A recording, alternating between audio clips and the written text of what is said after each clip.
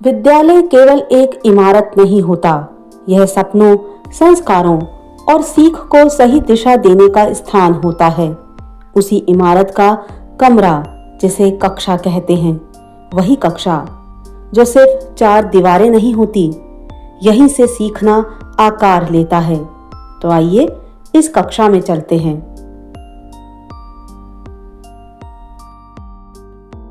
बच्चों, आज हम आकृतियों के बारे में पढ़ेंगे। इन्हें अपनी कॉपी में लिख लो। ये एक वर्ग है जिसकी चार भुजाएं बराबर होती हैं। अब इसे अपनी कॉपी में लिखो। ठीक है, बढ़िया। हम वर्षों से अपनी कक्षाओं में यही दृश्य देखते आए हैं। शिक्षक बोलते हैं, बच्चे सुनते हैं, ब्लैक बोर्ड पर लिखा गया कॉपी में लिखते हैं, किताबें पढ़ते हैं। लेकिन क्या इस तरह वास्तव में शिक्षक और बच्चे शिक्षा के लक्ष्य को प्राप्त कर पाते हैं? इस तरह से सीखना बहुत सीमित होता है। बच्चे शब्द, अक्षर या अवधारणाओं को किताबों के बाहर नहीं देख पाते। सीखने की इस प्रक्रिया में विद्यार्थी केंद्र में नहीं आ पाता है।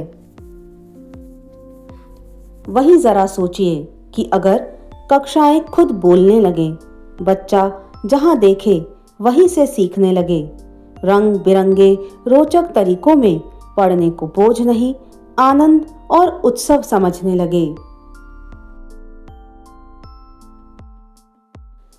आइए इस ओर की कक्षा में चलते हैं।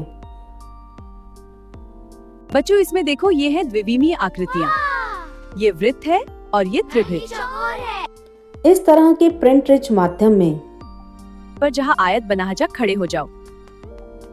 बहुत अच्छा। आओ बच्चों, एक एक्टिविटी गतिविधि करते हुए बाहर आओ और यहाँ हाथ पकड़कर वृत्त की आकृति में खड़े हो जाओ। विभिन्न सहायक सामग्री के उपयोग से जो पेंसिल्स है उन्हें त्रिभुज की आकृति में जमाओ। जी। सीखना और सिखाना आसान और रुचिकर होता है। इस कमरे में जो आयत जैसी आकृतियाँ हैं उन्हें बताओ। ब्लैक बोर्ड, मेरी नोटबुक। यहाँ बच्चे केवल सुनते या लिखते नहीं हैं, बल्कि देखते हैं, पढ़ते हैं, जोड़ते हैं, अनुभव करते हैं और सृजन की ओर अग्रसर होते हैं। यह कक्षा केवल पढ़ने पढ़ाने का स्थान नहीं है, इसका हर कोना सीखने सिखाने की प्रक्रिया का सक्रिय भागीदार है। चित्र, शब्द, चार्ट हर नज़र में सीखने का अवसर देते हैं।